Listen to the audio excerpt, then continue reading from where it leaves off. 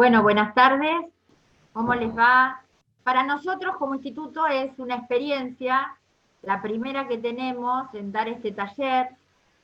Eh, Tratamos de que tenga un feedback, pero es difícil. Tendríamos que tener una pantalla de cine para poder verlos a todos. Así que bueno, ¿cuál es la idea del taller? La idea está dirigido a lo práctico. Charlamos con las profesoras y sinceramente apuntamos a que sea lo más práctico posible para ustedes. ¿Cómo empezamos a encarar el tema? Primero vamos a ver cuáles son las documentaciones judiciales que tienen ingreso al registro, luego veremos las publicidades para pasar a lo que es la parte de impuestos de sellos e ITGB, el impuesto a la transmisión gratuita de bienes. Para posteriormente culminar con poder enseñarles cómo buscar un bien a través del Carto ARBA para cuando no tenemos los datos identificatorios, saber manejarnos con lo que es la cédula catastral, las planchetas catastrales y los planos. Sabemos que el registro de la propiedad es un registro jurídico. Y el catastro, lo que antes era Dirección de Catastro y hoy en ARBA, Catastro ARBA, Gerencia de Catastro, un registro físico. Nos ha servido y nos sirve muchísimo interconexión que existe entre ambos registros, porque yo no voy a empezar a darle los principios, si bien dice los principios registrales, por el poco tiempo que tenemos no podemos hacer un taller con derecho de fondo. Entonces, la idea es nosotros dar pautas, pero lo más importante es que ustedes vayan haciendo preguntas, dejarles espacio, porque a las 6 tenemos que cortar, dejarles espacio para las preguntas. ¿Qué nos sucede siempre a los abogados? Primero que no sabemos... Perdón, Sí. Perdón, ya que dijiste lo de las preguntas, pueden hacerlas vía chat o después, bueno, abrimos espacio, pero si quieren ir haciéndolas, yo las voy recolectando por escrito. Perfecto, perfecto, bárbaro. Bueno, espero que todos estén escuchando, porque sucede que a veces también se nos va el internet. Bien, tenemos el registro, nosotros sabemos que hay un lugar en 44, 4 y 5, que es el registro de la propiedad inmueble, que nos da dolores de cabeza, con el cual nos enojamos, y la mayoría de las veces no sabemos cómo responder ante los requerimientos de este. Si nosotros tenemos un poquito más en claro y conocemos un poco más qué significa la registración o esa institución, cuál es su función, y conocemos qué cosas sí, qué cosas no nos pueden exigir, es un camino a recorrer, lo entiendo. Como abogado siempre lo que hacemos es dejar de lado el culminar una sucesión, el inscribir una subasta, es decir, lo dejamos para el escribano. Y yo creo que el abogado no debe dejar tan libremente cuestiones que son de nuestra competencia, porque después nos quejamos de que avanzan sobre nosotros. Los documentos, tenemos distintos documentos judiciales que pueden impactar en el registro, pero vamos a distinguir lo que es inscripción de lo que es publicidad.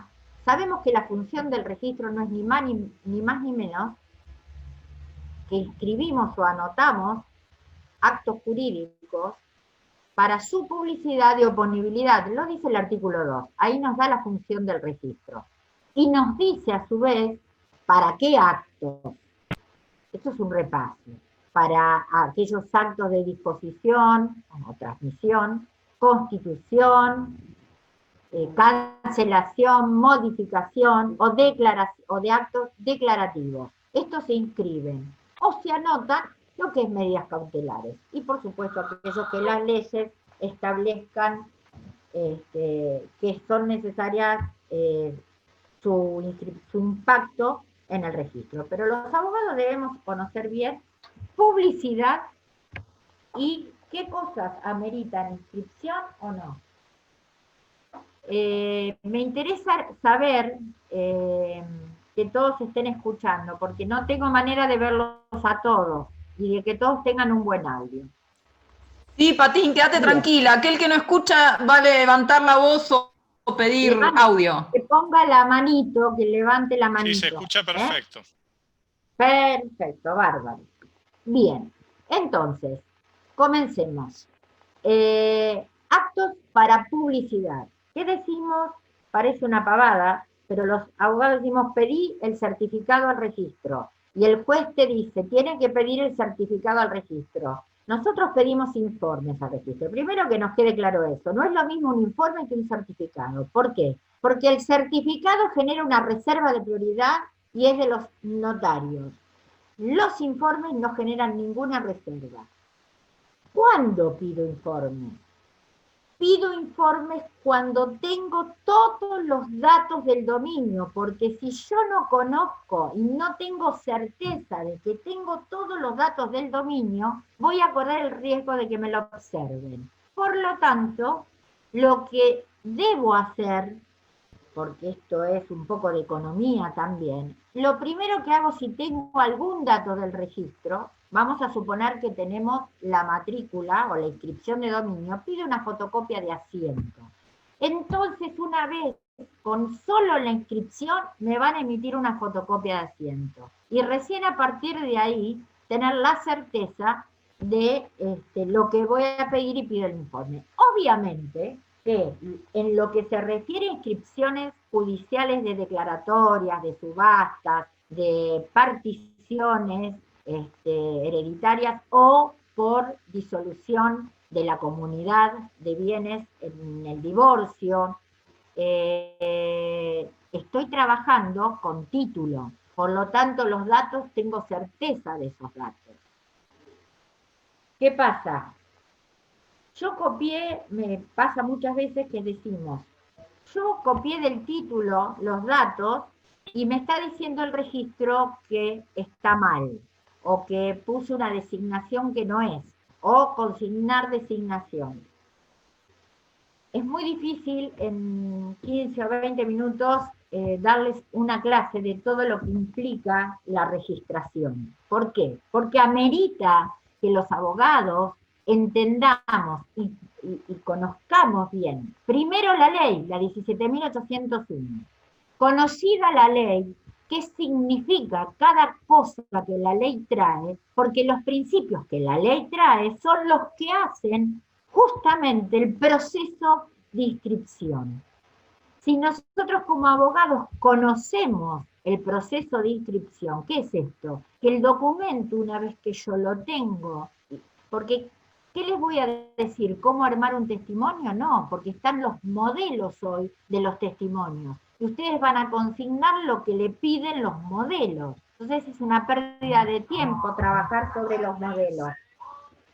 En realidad, lo que debemos trabajar es sobre los contenidos que nosotros debemos consignar y que son necesarios para su registración. Y cuáles valen para registrar y cuáles no.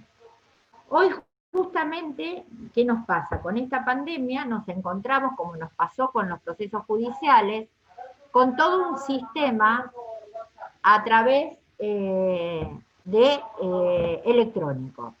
El registro, al no tener los dominios, de tener el folio real electrónico, sino que está en papel, obviamente que no se pueden inscribir, no podemos inscribir vía web, pero sí se pueden pedir todo lo que son las publicidades, copia de asiento, informes de dominio, informes de lo que son los soportes del folio real, es decir, aquello que ha ingresado como minuta o oficio al registro, que antes se microfilmaba y que ahora están digitalizados y me sirven a mí para a veces darme claridad, porque el asiento de dominio es muy escueto, o hay un error en el asiento de dominio y yo no sé si ese error fue provocado por el registrador o hubo un error al ingresar la documentación. Eso también lo puedo solicitar.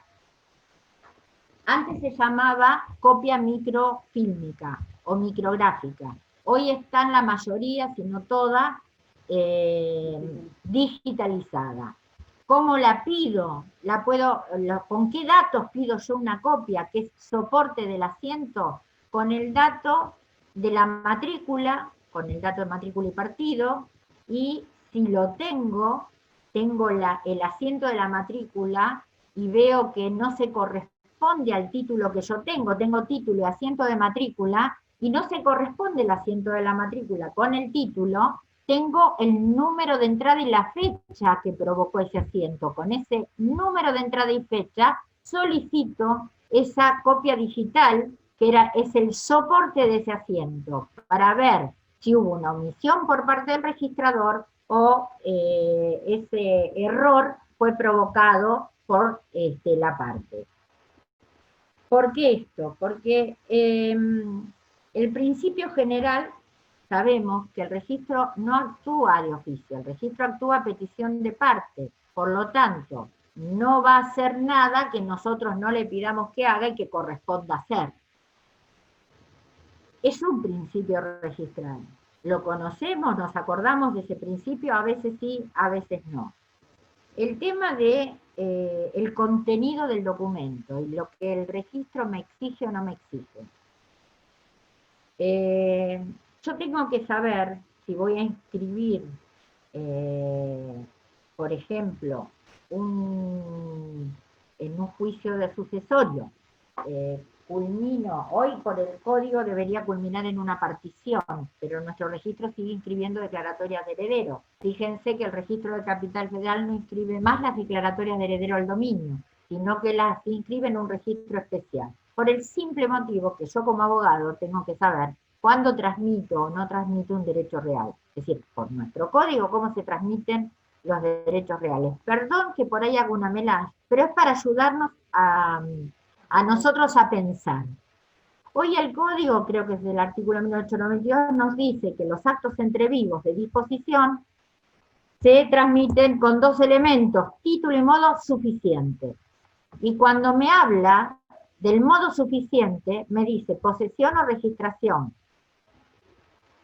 Registración, a su vez, como publicidad suficiente, me dice el código en 1893. Me habla de la publicidad suficiente, me dice que la misma la da la posesión o la registración. Así que cuidado. Acá tengo un panorama más amplio de ustedes, entonces ahora me estoy sintiendo que estamos así mirándonos, porque recién no veía a ninguno. Y es como que estaba dando una clase para mí en un espejo. Estabas proyectando, Patín. Bien. Lo que les pido, sí que es muy importante, es que cuando a mí no me importe, quiero que a ninguna de las chicas, cuando necesiten hacer una pregunta, interrumpimos y levantamos la mano. ¿Por qué? Patín, ya hay 3 preguntas si querés. Bueno, a ver. ¿Querés que te lea? Sí, por favor. Estás muteada. Estás muteada, Manso. Ahí estoy. No se te escucha. Ah, bien, ahora bien. Sí.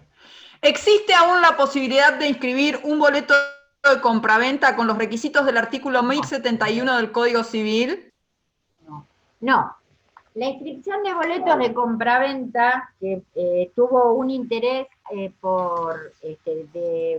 de cuidar al comprador de un lotecito, porque era para un monto mínimo, digamos, tenía establecido. La verdad, tenía tantos requisitos la inscripción de boleto de compra-venta que no carecía de sentido poder inscribirlo. Lo interesante del boleto, después pasó a tener un plazo de vigencia ese boleto. Pero ¿qué sucede? Que en realidad debería ir a un registro especial y no al dominio. Es mi punto de vista. Pero bueno, ahora no voy a llenar el espacio con mi punto de vista, porque no está mal registrar boletos de compra-venta, porque esto nos puede dar un elemento importante al momento de que si no pudimos hacer la escritura de dominio, en un juicio de prescripción adquisitiva podemos acreditar la posesión, el término de la posesión. Eso sería interesante. Pero bueno, la respuesta es no. Bien, hay otra. Para reinscribir y embargo, ¿el oficio es electrónico y lo realiza el juzgado directamente? Bueno, eso lo van a ver con la doctora Scanavino, porque Bien. ha cambiado, sigue haciéndose vía electrónica, pero lo que ha cambiado o modificado es quién hace o confecciona el embargo. Que después de mí lo va a comentar ella. Bien, otra. Actualmente, el trámite de levantamiento de inhibición por parte del IPS de un causante, ¿a través de qué vía lo solicito? El trámite es presencial y el IPS está cerrado, dice Graciela. Es un problema, porque eso hay que solicitarlo al IPS. El IPS es el único que puede levantar esa inhibición, que por 99 años es una de las, hay dos plazos de inhibición diferentes, uno para las quiebras y otro para el tema de las pensiones graciables. Y es solo el IPS. Tendrán que comunicarse algún domicilio, tendrán que pedir a través del expediente el domicilio electrónico del IPS para girar, que el juzgado gire el oficio al IPS solicitándole el levantamiento. Bien, una más por ahora. Para inscribir un bien, primero se tiene que verificar si tributa impuesto de sellos y debe pasar por ARBA primero. ¿Se sabe si están atendiendo para este trámite, Natalia? Bien, el tema sí. Toda inscripción judicial que implique un cambio en la titularidad, ¿por qué? Porque hay actos que no pasan por sello, pero que implique un cambio en la titularidad, va a tener un paso previo por sello y catastro, y después recién al registro. La parte de sello lo va a dar la doctora Verónica Petoyán, así que ahí le harán las consultas de sello. Pero es todo previo a la registración. Así que es todo un tema, porque hoy que en plena pandemia, sello no está funcionando, entonces no podemos visar la documentación judicial previa a sello para ingresarla después al registro. Sí, ahora aparentemente va a salir por turnos, pero es parte de lo que Verónica les va a comentar, que parece que se abren turnos para poder visar documentación. Yo ya que, sí, alguna...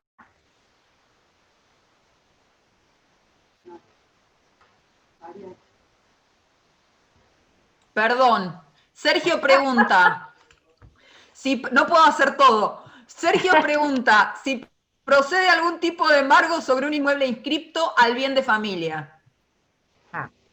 Ahí tenemos los abogados a veces mucha confusión y hay que distinguir entre inembargabilidad e inejecutabilidad, que son dos cosas diferentes. El embargo, aunque esté con afectado a vivienda, ya no bien de familia, afectado a vivienda, obviamente que el registro lo va a proceder a inscribir.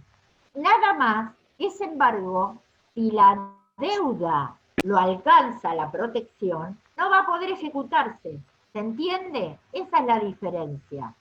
Primero, el registro, ¿qué es? Es un ente del Estado a los fines de organizar y cuidar y dar seguridad jurídica al tráfico jurídico inmobiliario. Anota todas cuestiones con relación al objeto y a las personas. Así que, uy, te me hiciste grande, Mariana. Ahora te veo sola vos en la pantalla. Ahí está. Moví algo y te me quedaste vos delante.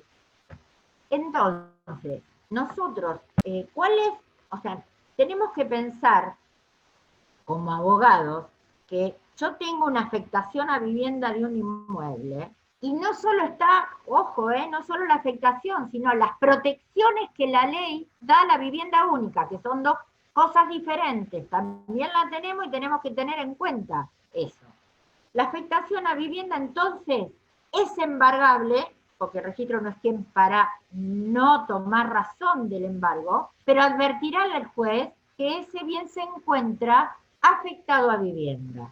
¿Qué puede suceder? Que el juez califique que esa afectación no le corresponde y no le es oponible. Por lo tanto, si no le es oponible, lo que girará con relación al inmueble es un oficio en donde dirá que esa afectación no es oponible al embargo. Por lo tanto, lo podrá ejecutar. Si le es oponible, lamentablemente, no lo va a poder ejecutar. Pero hay que tener en cuenta, porque los jueces a veces se equivocan. Yo hablo de los jueces, pero bueno, de quien trabaja, secretarios también, y piden los levantamientos de la afectación a vivienda. No es correcto el levantamiento, salvo que sea un caso de levantamiento de afectación. Pero cuando yo soy acreedor, lo que debo solicitar es la inoponibilidad de esa afectación a la medida cautelar. No sé si quedó clara la respuesta. Yo creo que sí, no sé, Sergio era quien había preguntado. Por ahora no hay más preguntas, Patín, sobre esto. Bien, yo no me quiero extender mucho más porque tienen que ingresar mis compañeras. Les pido disculpas porque cuando yo empiezo a hablar de lo que es la registración, no saben el cúmulo de cosas que me vienen a la cabeza para poder tratarla. Pero si tuviéramos un curso que fuera más extenso, no tendría ningún problema, porque tenemos que refrescar conceptos de lo que es el derecho registral y nosotros como abogados no dejar de ocuparnos de esto, primero, porque nos hace a nosotros más capaces y la posibilidad de discusión en el registro, porque a veces se van con el tema de la calificación, se van más allá de lo que les corresponde dentro de su ámbito. Eso, el artículo de la ley es muy escueto y la realidad es que hay más calificación de la que uno piensa. Y a veces esa calificación es extrema y no corresponde. Entonces, pero a nosotros cuando no sabemos de la materia nos dicen tenemos que poner un punto acá y ni le ponemos el punto ahí con tal de que me inscriba. Y además porque perdemos incumbencia, que es una cosa importantísima. Porque no sé si ustedes se habrán enterado que hubo en esta pandemia, en el transcurso de esta pandemia, digo esto y termino, en el transcurso de esta pandemia hubo la presentación de un proyecto del decreto al Poder Ejecutivo Nacional para poder realizar las sucesiones de los muertos por COVID, como para solucionar y hacer un trámite más rápido a los herederos de estas personas fallecidas. Obviamente que la abogacía, la Federación de Colegios de Abogados, Colproba primero que todo, movido por el colegio nuestro, salió al cruce de estas cuestiones, se frenaron esta impronta de escribanos, que no fue ni del colegio de provincia ni de la Federación del Notariado. No fueron eso. Simplemente fue la escribana Armella, a la cual realmente quiero mucho, admiro porque es excelente, la que, como es presidente de la Asociación Notariado Mundial, algo así, internacional del notariado, avanzó y está avanzando en otros países de Latinoamérica con esta situación. Eso quedó en stand-by por ahora, por eso les digo que el taller se va a repetir. Quiero decirles que los martes que nosotros hacíamos consultoría, ahora no la podemos hacer por la pandemia, no sé si volveremos o podemos turnarnos y poder hacerla, porque la idea es poder ir al colegio y de a uno se podrá atender. Hay un mail de contacto que tienen ustedes en la página de Facebook de todas las actividades que el colegio realiza. No son actividades, sino servicios. Está el mail de la consultoría que contestamos constantemente en todas las link directo es Patín. Es un link directo para consultoría. eso, un link directo. Así que me imagino que a medida que le vayan surgiendo preguntas, las van a ir haciendo, porque el taller no es otra cosa que trabajar en concreto sobre las cuestiones, sobre los casos, porque esto no puede ser en 15 o 20 minutos una clase, no existe, no existe para que ustedes se van casi con nada de esto. Así que bueno, le doy la palabra a María Eugenia Canavino, que es la que les va a decir a la pregunta de hoy con respecto a los embargos. ¿Qué es lo que se cambió, se modificó? Bueno, buenas tardes.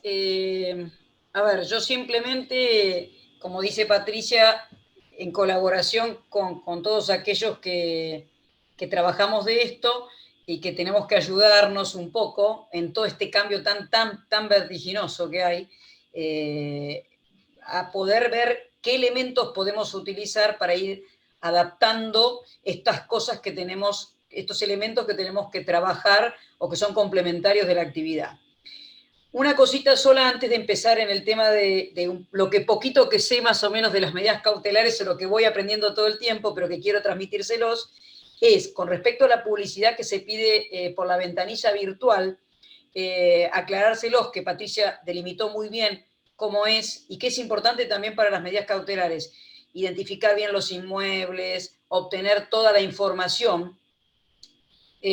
Con respecto a eso, recordarles a aquellos que no han utilizado que se encuentra vigente a través del colegio la suscripción para poder hacer esos pedidos vía online, a través de la ventanilla virtual y no presencialmente. Muchas personas por ahí todavía no lo han llamando al sector de servicios, les van a dar una clave y les van a generar un usuario y con eso ustedes van a poder ingresar a lo que es la ventanilla virtual. Con respecto a la ventanilla virtual que se pudo utilizar durante el aislamiento, de a poquito, teniendo mayor agilidad o no, ahora se retrasó un poco, al principio salía todo muy rápido, ahora otra vez volvimos a los tiempos normales. El consejo por ahí es que la abran desde, y de hecho la página así lo menciona, cuando ustedes abren la página si estuviéramos en un lugar podríamos mostrarlo, la página del registro, en la parte superior derecha tienen un link que dice usuarios suscriptos. Ahí van a ingresar y esa apertura de la página háganlo desde el Internet Explorer, porque es desde allí que van a poder cargar los certificados, los informes. Si no, desde el Google, hasta ahora que yo sepa, el Chrome no lo habían habilitado, entonces uno se metía, llegaba y no funcionaba. Así que bueno, eso como cargar crédito y todo para que ustedes puedan hacer los pedidos desde su casa y que les contesten vía electrónica. Y esos instrumentos van a poder, bueno, ahí estaba queriendo Patricia abrirlo y mostrarlo, es en la parte atrás de las fotitos. Así que bueno, eso como medida, como para que ustedes sepan. Y otro, digamos, cosita curiosa que hay que saber es que tiene un horario la ventanilla virtual y todos aquellos pedidos que ustedes hagan de todo lo que quieran pedir, ahí está entrando Patricia en esa portal como Patricia Cruz hace una clave y así se ingresa. Todo lo que vayan a pedir tiene un horario hasta las 13:30 como si fuera presencial. Entonces, ahí lo tienen allá abajo.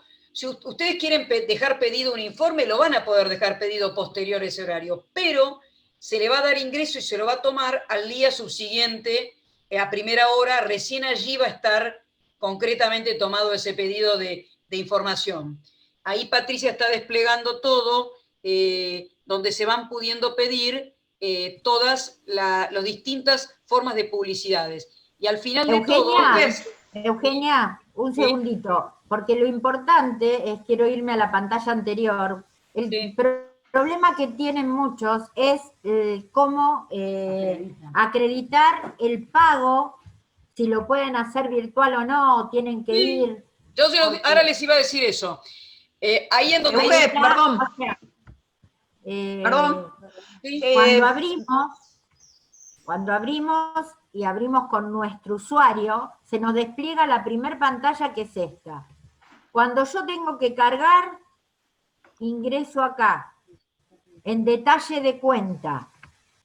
Y ahí me permite acreditar boleta de pago o acreditar timbrado, que ya lo tengo pago a través del Colegio de Escribanos, pero les voy a mostrar que en la página del registro, después vuelvo a entrar,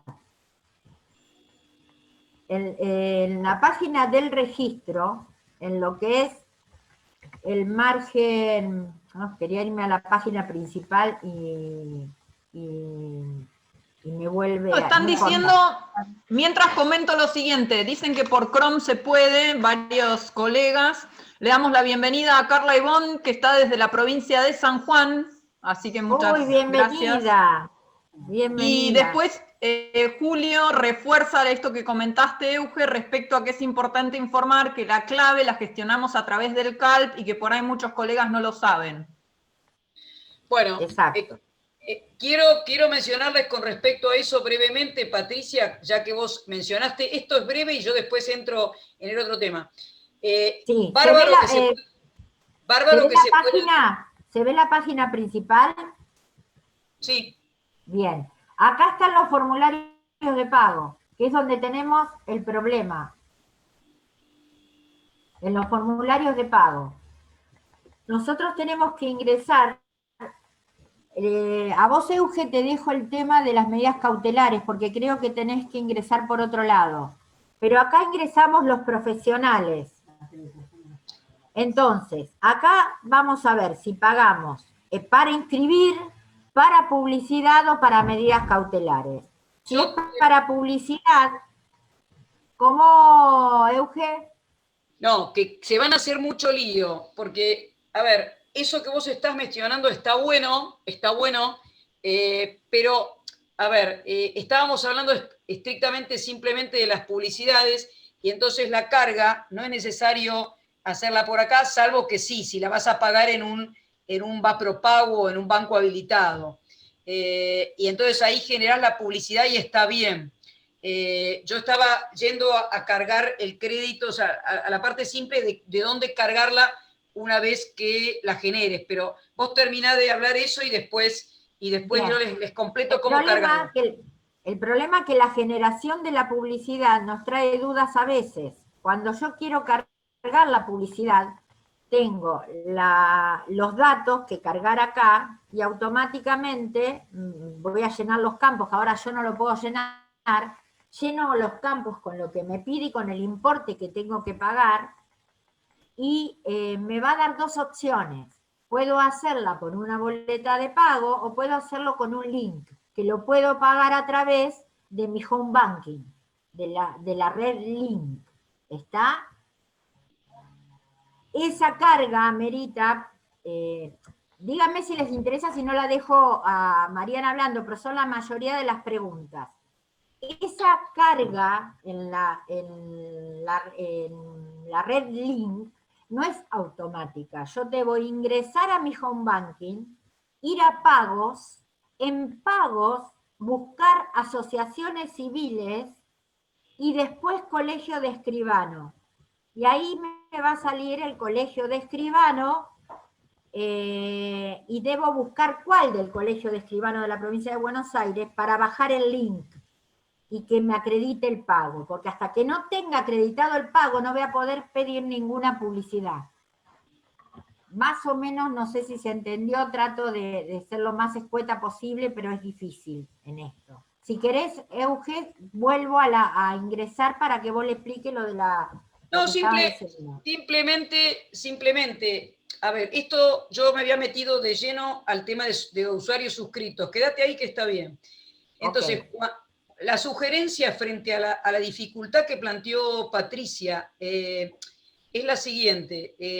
En medio de la pandemia no podíamos movernos y no podíamos, digamos, en lo posible, lo menos que se pudiera, salir a un Vapropago, lo que fuere.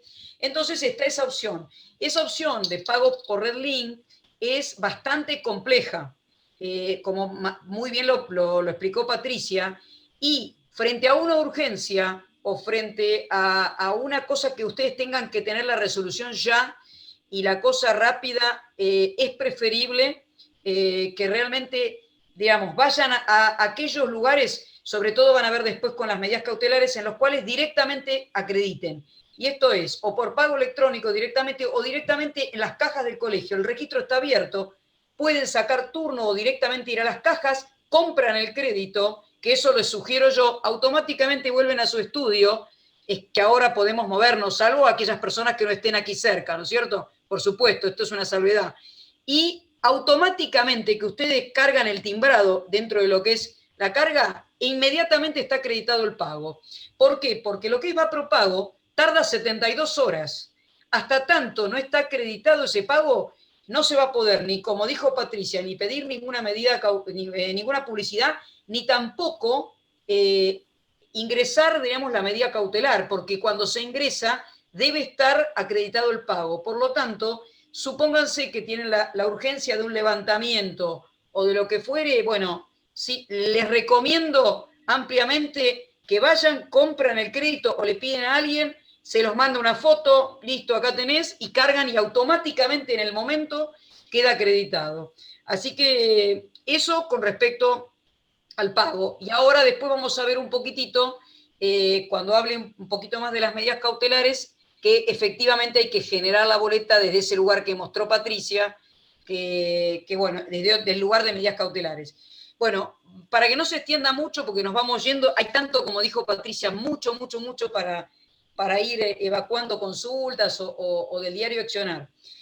Puntualmente con respecto a las medidas cautelares, ustedes saben que a partir del año pasado entró en vigencia una DTR en convenio con la Corte, por la cual se inicia, digamos, primero se fueron probando por diferentes partidos hasta que luego sí o sí se terminó, digamos, haciendo la obligatoriedad de la presentación de las medidas cautelares a través del medio electrónico, a través de, digamos, desde los juzgados hacia el registro.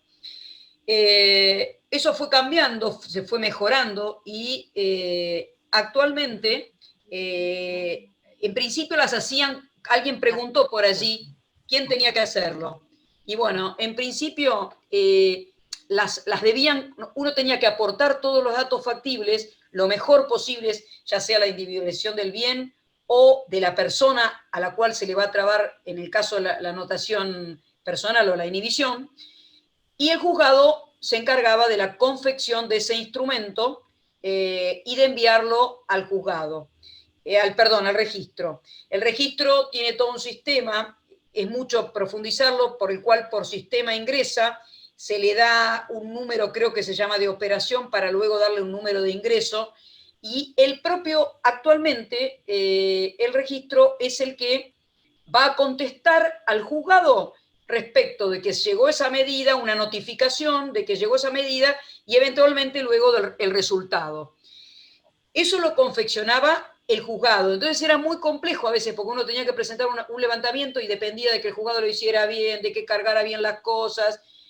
Bueno, ahora, a partir de ahora, lo que ha cambiado, que es lo que dijo Patricia, esa disposición, técnica es la 8 del 2019, que es bastante extensa, que la pueden obtener de la página del registro.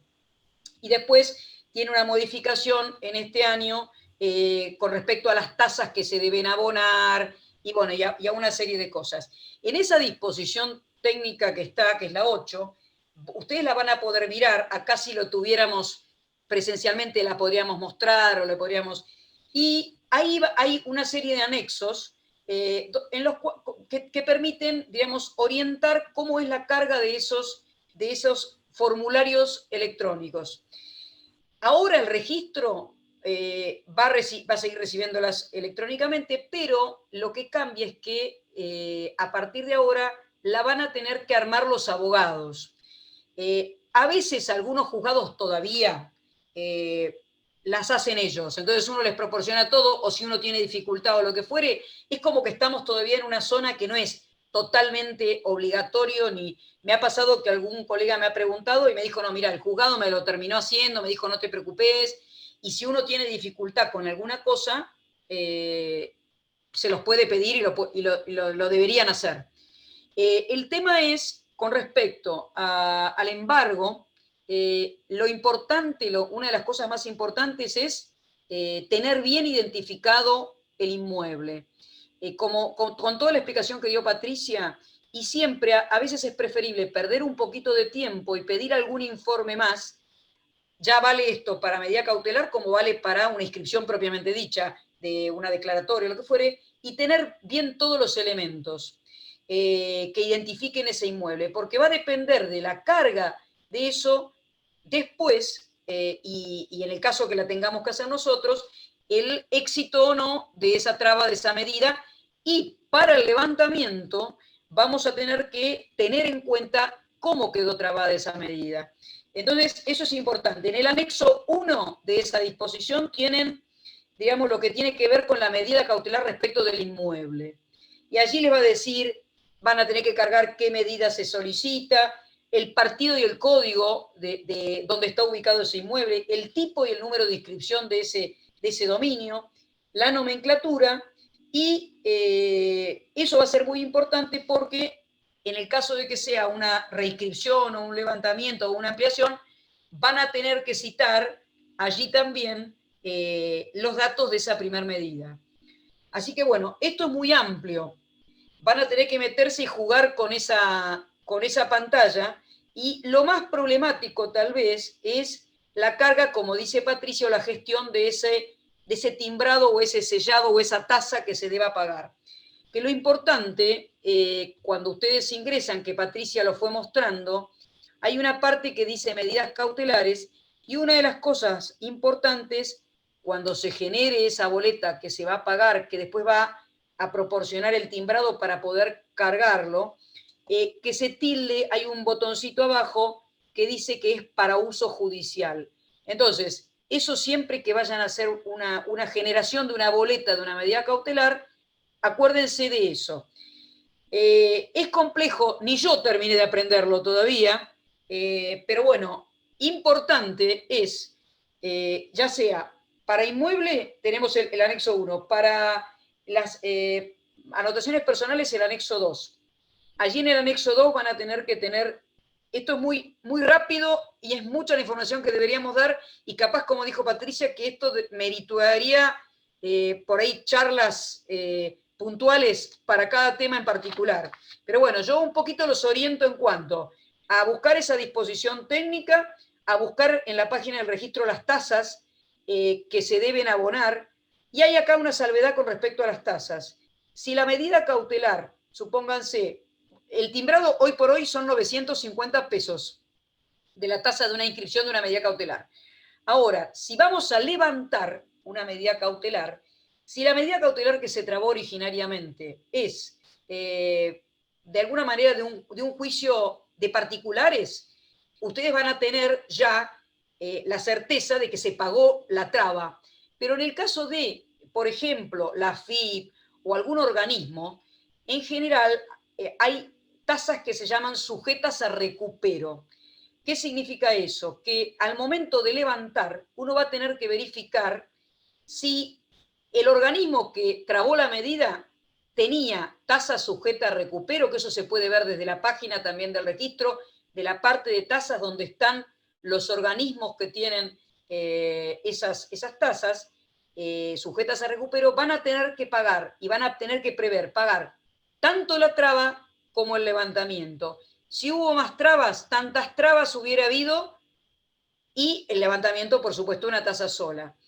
Y se paga al valor actual de la tasa. Supónganse que tienen una traba y un levantamiento, 950 del levantamiento, 950 de la traba originariamente, porque eso va a ser controlado y el registro va a controlar ese pago de tasas. Entonces, es muy importante, sobre todo en los levantamientos, que presten mucha atención en cuanto a si están las tasas bien pagas, porque si no están bien pagas puede llegar a ser motivo de rechazo, o sea, de rebote de esa medida cautelar. ¿Y qué pasa? No va a haber, como en las inscripciones, una inscripción provisional, sino que los levantamientos se levantan o no se levantan. Si hay una observación, hay que volver a ingresarlo, subsanarla y volver a ingresarlo, completarla y volver a ingresarlo. Así que Entonces, importante lo de las tasas. Una pequeña observación. Realmente yo he ido presencialmente al registro desde antes y ahora en la pandemia, y el tema del, por ejemplo, si otras personas tienen, yo por ejemplo tengo Redlink, pero tengo Red Banelco, y la verdad que sería de mucha más facilidad por pago mis cuentas o lo que fuere. Bueno, eso no está habilitado, solamente es la Redlink. Entonces, muchas veces se encuentran con esa dificultad de las 72 horas, y usted dice, bueno, pero yo pagué y acompañé el pago. Sí, pero si no está acreditado y ellos no lo ven reflejado, problema total, y es muy posible que digan, no está pago, y pueden llegar a no cumplimentar esa medida. Si fuera una traba o una inscripción, no importa, porque te van a decir, mire, acá hay 180 días en los cuales usted me tiene que completar tal dato, la tasa, más tasa a pagar, por ejemplo. Mire, usted pagó tanto, pero corresponde que pague tanto, en fin. Pero en el caso de los levantamientos, que es el gran problema, porque la gente quiere los levantamientos para antes de ayer, entonces en esos problemas uno tiene que estar, pero exhaustivamente cuidadoso de cómo colocar. Y otra cosa importante en cuanto a los levantamientos, así como fue trabada una medida, debe ser levantada. ¿Qué significa eso?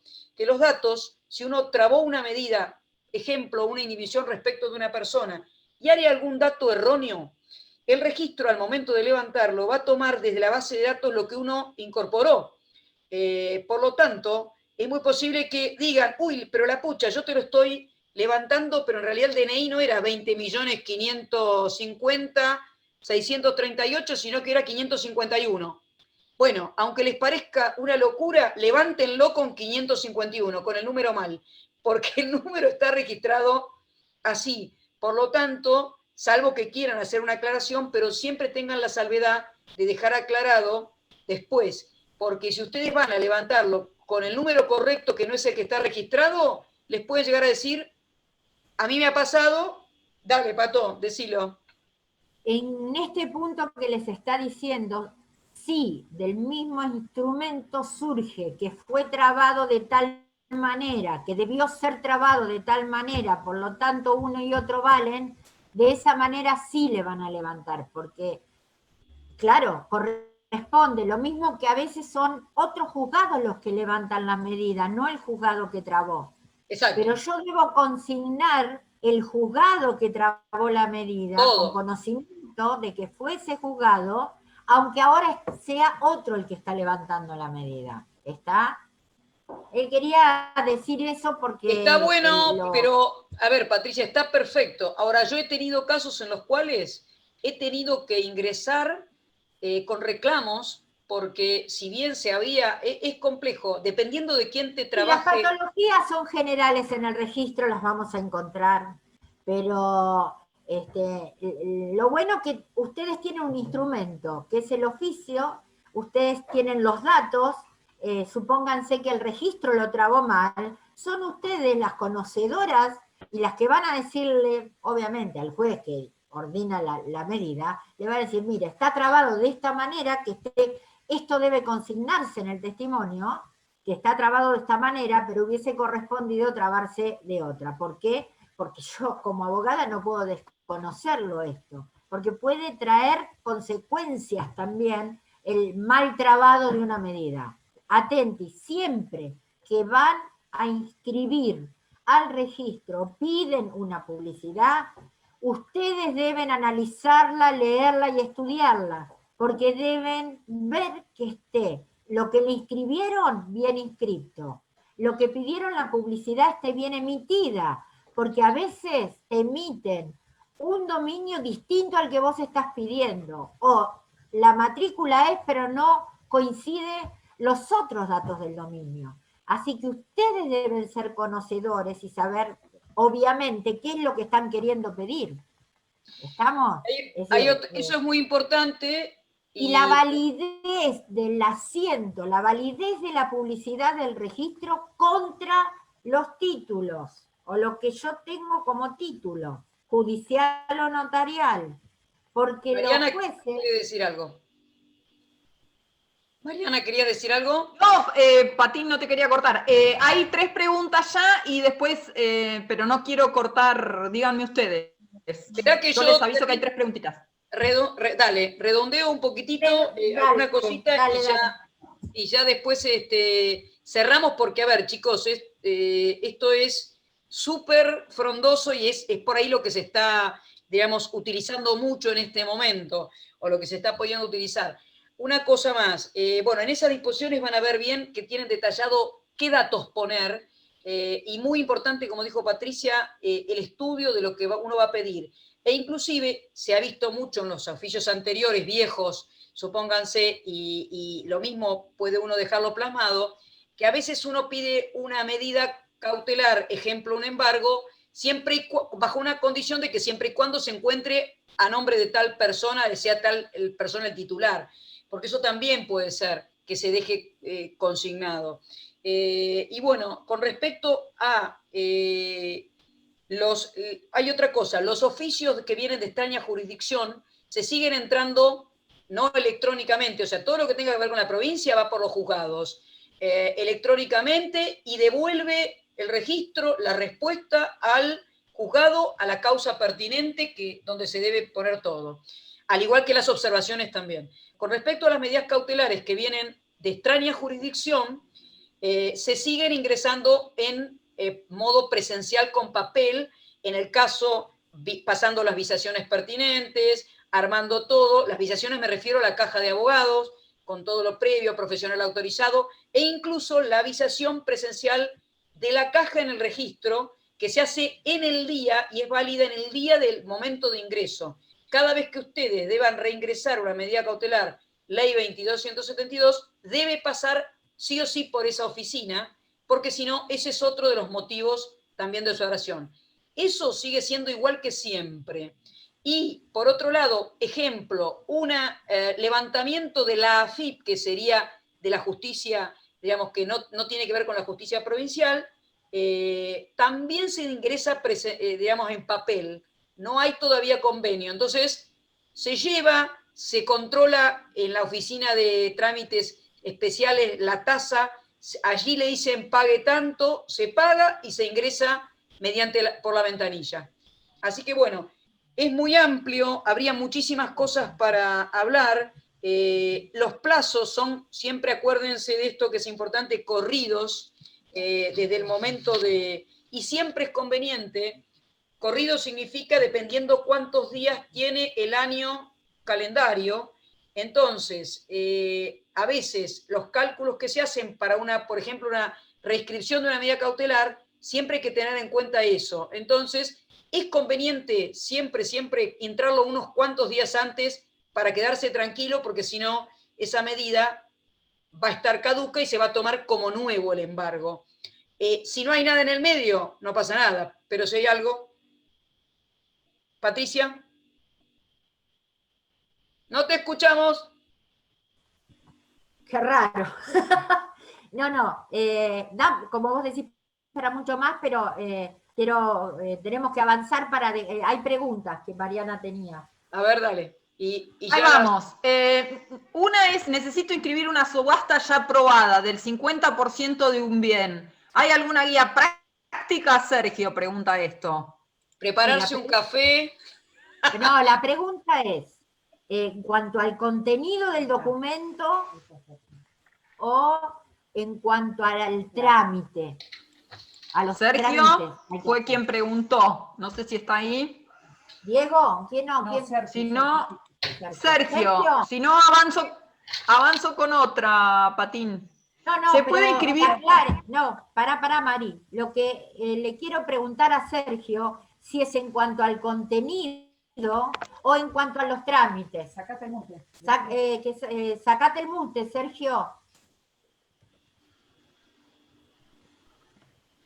¿Está silenciado, Sergio? ¿Yo lo silencié? No. No, ahí ya pueden hablar. Ah, bien. Sergio. A ver, Sergio, te escuchamos. Hola, ¿qué tal? Hola, ¿qué tal? Sí, en realidad por las dos partes, nunca las hice a las subastas, ya está aprobada en la causa y necesito tanto, no sé sale por oficio, igual que una inscripción de una ADH, oficio y testimonio, o a la vez también el trámite, perdón. Bien, el trámite está en los modelos, vos ingresás o a la corte o a la página del registro, vas a tener los modelos de inscripción. Lleva testimonio y oficio. Sí. ¿Está? Completo. Pensá que el testimonio de esa subasta es el título de propiedad que va a tener el adquirente. Por lo tanto, debe contar con todos los datos, obviamente, del expediente, que es el auto que decretó la subasta, el auto que aprueba la subasta, el precio, el auto que pone en posesión de la subasta y el auto específico del oficial de justicia que lo pone en posesión, porque una cosa es el auto judicial para que se libre el mandamiento de posesión, y otra es cuando lo pone en posesión específicamente el oficial de justicia. ¿Por qué? Por lo que decíamos hoy, para la transmisión correcta o perfeccionar la correcta transmisión de dominio. Y el auto de inscripción.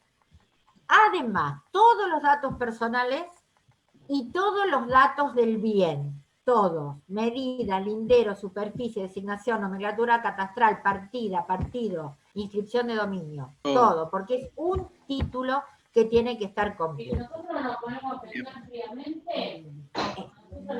Obviamente, estado parcelario hecho, el certificado de catastro, que si vos vas a pedir el certificado de catastro y no tenés el estado parcelario, no te lo van a emitir. Así que lleva estado parcelario. Bien. Una vez que tienen el estado, el boleto de compraventa, si en el boleto de compraventa se pagó parte del impuesto que debe pagarse previo en lo que es al momento que acerca la primer parte del pago en el boleto, se paga el impuesto y ahí consta en el boleto el pago de ese impuesto para descontarlo después, que ya lo va a explicar Verónica, que sigue ella. ¿Por qué? Porque a todo esto que te estoy diciendo, el trámite, una vez que tenés librado testimonio de oficio, va a ingresar primero a lo que es sellos y catastro. Así que le damos, no sé si hay otra pregunta, Mariana. Gracias. Sí, Patín, hay un par más. ¿Se puede inscribir un embargo con la condición de reinscripción automática? Pregunta Mariana. Vos, María, embargo es tuyo. La verdad que, con sinceridad, no. Creo que no, me parece que no, pero... Escúchenme, la caducidad proviene, la caducidad del embargo proviene del Código de Procedimientos y de la Ley 17.801, que dice que caduca a los 5 años su inscripción. Exacto, que era lo que yo les... Antes que caduque, 180 días antes, hasta esa fecha, a partir de los 180 días a que venza la medida, hasta antes que venza, puedo ingresar la reinscripción. Y esa reinscripción se debe tomar con la fecha primigenia del embargo que reinscribo. Contar siempre desde ahí. Todas las reinscripciones deben contarse a partir de la fecha primigenia del embargo. Que quede claro esto, porque muchos suman y van sumando las reinscripciones y se van a pasar, porque lo que tengo que tener vigente siempre es el primigenio embargo. ¿Se entendió, no? Pero es un tema más para profundizar. Pregunta. Para después. Hay alguien que está... Ahí está. Los oficios judiciales sobre averiguación de bienes para obtener el beneficio de litigar sin gastos, ¿también se presentan por ventanilla virtual, Agustina? Sí. Sí, porque no existe trámite web para eso. Tienen que pedir para todo lo que es ingreso de trámite papel, previo turno al registro. Exacto. Y se puede hacer perfectamente. Bien, la última, Patín. ¿Cómo accedo al número de partida sabiendo solo partido, parcela, fracción, chacra? Pregunta Mariana. Eso lo va a explicar la doctora Claudia Carulo en la última parte. Así que Ha eso llegado se lo Vidal. dejo a Claudia, la Ahí lo explicación. tenés. Bueno, yo ¿Vamos, Diego? los saludo para que siga adelante la próxima, ¿te parece, Patricia? Así no se nos Sí, detiene. sí, que siga, la presento a Verónica. Gracias, Euge. Bueno, Fue Euge, muy rápido, es mucho es más así. profundo, Yo hay no mucha dije nada, complejidad. tenía Pero todo bueno. preparado para dar y no dije nada de lo que tenía preparado para dar porque los tiempos no me daban. Así Bueno. que, ¿qué les voy a empezar a hablar a ustedes de principios registrales y apenas puedo decirle cómo se hace un oficio? Bien, Verónica. Petoyán, la doctora Verónica Petoyán, es la que nos va a hablar de algo que odiamos la mayoría de los abogados, creo que todos odiamos, que es el pago de los impuestos de sellos y la ITGB, el impuesto a la transmisión gratuita de bienes. Ahí la dejo, doctora Verónica. Bueno, buenas tardes. ¿Me escuchan? ¿Se escucha? Sí. Sí, Vos me vas a perfecto. escuchar porque estamos, Vengo a la- vamos a mutear. Terminamos los juicios, obtenemos oficio de testimonio y ahora ¿qué hacemos? ¿Para dónde vamos? Bueno, como dijo Patricia antes, aquellos que necesitan, porque se transmite a un dominio, tienen antes que ingresar al registro de la propiedad, ingresar al departamento de sellos y transmisión gratuita de bienes de ARBA, que como le comento, que debe ser de interés de todos, ya estamos probando el dar turnos, tanto para ingresar como retirar. Si hoy entran en la solapa, en la página de ARBA, en la solapa de sellos y TGB, instrumentos judiciales, van a ver que el último renglón dice solicitud de turno. Por ahora no deja marcar horario, pensamos que a partir más o menos del 13 de octubre ya va a estar operativo, así que bueno, si quieren ir intentando el 13 de octubre en adelante, supuestamente la gente del sistema lo tiene que subir, pero ahí va a estar vigente porque sí, desde el 20 de marzo eso quedó, digamos, cerrado. Bueno. Si tengo que pagar, obviamente, tasa y impuesto de sello, de acuerdo al acto que contenga en el testimonio en el oficio, voy a tener que hacer la declaración jurada de instrumentos judiciales. La página de ARBA tiene un aplicativo, un instructivo, que es bastante dinámico. Yo por ahí lo que voy a hacer hincapié es en los errores que por ahí se cometen y lo que hace que después de 20 días que uno dejó el oficio de testimonio, te reboten y te devuelvan el trámite observado. Lo primero, la primera fecha que vamos a tener que incorporar en la pantalla es la fecha de la autodescripción. Uno completa esa fecha y por reflejo, en la segunda pantalla, cuando tiene que incorporar la fecha de acto, el sistema la copia. Pero el que la copie no implica que uno la pueda alterar, porque la fecha de acto no es la misma fecha que la de la autodescripción. Y nosotros en el impuesto de sello justamente lo que graba es el acto. Así que esa fecha hay que modificarla, la única que no se modifica es cuando uno va a escribir solamente declaratoria de herederos, porque ahí se paga solamente tasa. Si uno ingresa... Pero, perdón, que te interrumpo un segundo. Dime, Patricia. ¿Podré entrar a la página del ARBA para ir mostrando, no sé, se puede hacer? Sí. ¿O vos mismo podés? No, yo creo que si comparto pantalla me voy por el tema de la compu. Ok. ¿Querés que yo vea que ingrese ¿qué ingreso al ARBA? Sí, si querés ingresar a la página de ARBA, instrumentos, creo que en el instructivo está la pantalla, el dibujito, el instrumento judicial. Uno cuando ingresa tiene que poner... Perdón, estás explicando instrumentos privados, los que se van a inscribir al registro, no, instrumentos públicos. Instrumentos, o sea, entras a sellos y TGB, instrumentos judiciales. O sea, en la fecha de acto, como le digo, el sistema toma por reflejo la que se puso en la primera pantalla, que es el auto que ordena la inscripción. Entonces, a veces no lo cambian y eso a veces se observa, porque bueno, justamente en el instructivo van a ver el detalle de todos los actos que le dicen cuál es la fecha de acto. Por ejemplo, en el divorcio, la fecha de acto es la de... ¿Se ve la página? Divorcio. No se ve. ¿Se está viendo la página? No se ve. Ah, para entonces. Tienes que compartir pantalla. Ahí voy, ahí voy. Dame un segundito porque se me fue el Zoom. Sí, igual de eso en el instructivo está que, bueno, en la sesión, por ejemplo, es la fecha de sesión, en la usucapión es la fecha de sentencia. ¿Por qué yo apunto a las fechas más que nada? Porque estamos hablando de calcular un impuesto. Entonces las fechas son importantes. Hay instrumentos judiciales. Ven que ahí dice solicitar turno, solicitud de turno, eso es lo que está pronto a habilitarse.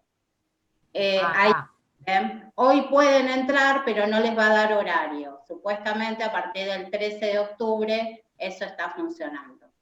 Ándate a instrumentos judiciales y en el instructivo, acá, el instructivo, donde dice instructivo, dice presente su declaración jurada instructivo. Ahí tienen las distintas pantallas de... generalmente creo que hay una declaratoria de heredero, lo más, lo típico, o lo más común que por ahí. Si vos bajás, creo que se ven las pantallas, ahí bueno, hay que entrar con la clave de identificación tributaria, seguí bajando, Pato, ahí está. Bajá y poner la CIT, ahí baja un poquito más, ahí. Bueno, acá, ahí se pone la fecha del auto que ordena la inscripción. Que dice auto, juzgado, en 1, 2, 3, ahí se pone la fecha del auto que ordena la inscripción, de lo que tengamos, del divorcio, de la subasta, de la cesión, de la usucapión. Y después vas a ver en la siguiente pantalla que está abajo, baja un poco, Pato. Para que se me trabó. Ah, sí, ahí detalla. Por eso esa parte está bastante ahí. Vean la fecha de acto, ahí está, fecha de acto. Y ahí le dice, que es la pantalla que sigue, cuál es la fecha que tienen que poner conforme qué acto vienen a escribir. Por ejemplo, en el divorcio, exacto. Seleccionan el acto, por ejemplo, eso es seleccionar el acto, poner declaratoria, usucapión, y abajo tienen ahí fecha de acto, ¿ven? Ahí les quedó declaratoria de heredero. Ahí cuando ustedes se posan, toma como reflejo la fecha que pusieron en la pantalla anterior, la del auto que ordena la inscripción. Pero ustedes ponen el cursor y se corrige la fecha del acto con el enunciado que tenían arriba. Exacto, porque como estamos liquidando un impuesto, es importante determinar en qué momento uno tiene que tributar el impuesto y el cómputo de los intereses. Entonces muchas veces los abogados no cambian esa fecha porque les ve que aparecen, lo dejan así. Yo sé que es algo que en la oficina de sellos de instrumentos judiciales se observa, exactamente. Bueno, después, bueno, piden los intervinientes, las partidas. Pero, sí. Una preguntita que tiene que ver con lo que decís. ¿La clave CIT se tiene que hacer con la del abogado, con la del interesado o es indistinto? A ver, para ARBA es indistinto. El tema es una cuestión por ahí de responsabilidad o de cómo uno trabaje. O sea, por ejemplo, vos como abogado podés utilizar tu clave CIT para hacerle tanto la declaración jurada, esta, como del impuesto a la transmisión gratuita a tu cliente. Lo que yo te digo, asegúrate que te la pague. Porque generalmente hoy en día ARBA intima al declarante y al responsable del impuesto. O sea, como consejo, vos, digamos, la podés, para ARBA es lo mismo, no importa, para nosotros el que pone la clave CIT es el que tipea. Pero, por ejemplo, en el impuesto a la transmisión gratuita han salido operativos que por una medida de intimación para recaudar se le ha mandado también al que ha puesto la clave CIT. Entonces, bueno, esto ya es una cuestión de que uno amerite en el trabajo día a día. Bueno, siguiendo con judiciales, el tema importante de las fechas es por el momento en que nos va a calcular la evaluación, porque nosotros vamos a pagar el impuesto de sello, la tasa siempre se paga sobre el año en curso, por la evaluación fiscal que tenga el bien que pretendemos inscribir en el momento. En todos los actos que se tiene que tributar el impuesto de sello a través de instrumentos judiciales, la evaluación se toma a la fecha del auto que ordena la inscripción. esa fecha es la que va a tomar la evaluación fiscal. El sistema busca, siempre que sea de la provincia de Buenos Aires, obviamente, si no es así, uno tiene que aportar el dato en la aplicación, a la fecha del auto que ordena la inscripción. El único acto donde no busca esa fecha y sí va a buscar la evaluación fiscal a la fecha de acto es en la cesión, que muchas veces es raro que lo usemos nosotros los abogados, pero bueno, vale el dato. ¿Por qué? Porque muchas veces la fecha de la cesión y del auto que ordene la inscripción están muy distantes y por ahí nosotros, cuando tenemos que presupuestar gastos, pensamos que nos va a arrojar un número de impuestos y después nos arroja uno mucho mayor. El único para tener en cuenta es la cesión. Y con respecto a la cesión, acá quiero hacer otra aclaración, que es un error también que vemos común. Cuando tenemos en las sucesiones, vienen a escribir la declaratoria de heredero, y resulta que los herederos hicieron cesiones de sus derechos hereditarios, o sea, se cedieron los inmuebles. Y muchas veces los abogados, ¿qué hacen? Tributan por cesión, que es este caso que yo les estoy diciendo. Eso no se tributa así, siempre se tributa por consolidación de dominio, el acto que uno, o sea, se paga la tasa por la inscripción de la declaratoria de herederos, y yo tengo una cesión entre los herederos, lo que tengo que pagar es la consolidación de dominio.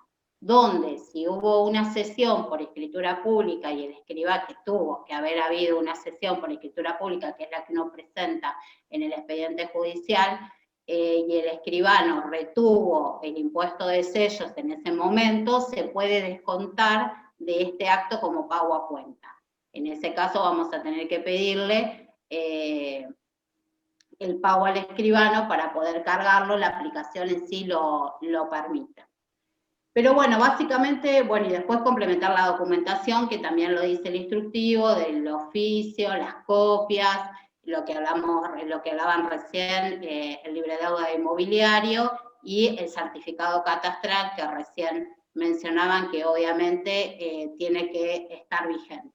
Y con todo eso, bueno, se deja en el departamento, que como les digo, bueno, estamos pronto a habilitar los turnos para ser visado y después llevarlo al registro. Dentro de esta documentación judicial, lo que ARBA también controla es el impuesto a la transmisión gratuita de bienes. Es decir, además de pagar la tasa de inscripción y el impuesto de sello si corresponde, si los actos que uno trae dentro del testimonio, hay algún acto alcanzado por el impuesto a la transmisión gratuita de bienes, en principio el juez lo tendría que haber pedido antes de expedir el oficio y testimonio, pero a veces no sucede, entonces un segundo filtro es ARBA, que por ahí, si el juez, digamos, se lo comió de pedirlo y liberó el oficio y testimonio, en el momento de la inscripción, ARBA te lo va a reclamar. Básicamente los lineamientos para tener en cuenta son, el tema común que nosotros manejamos son por ahí las sucesiones. El impuesto entró en vigencia en el 2011, por lo tanto, todo causante del 2011 en adelante, esa sucesión, todos los bienes que se transmiten van a estar alcanzados por el impuesto. Elemento fundamental en el momento en que nos traen una sucesión. ¿Por qué? Porque ese impuesto vence, en el caso de fallecimiento, a los 24 meses. Y a partir de ahí empieza a calcular unos intereses que hoy en día, y siempre les puedo decir que son bastante importantes.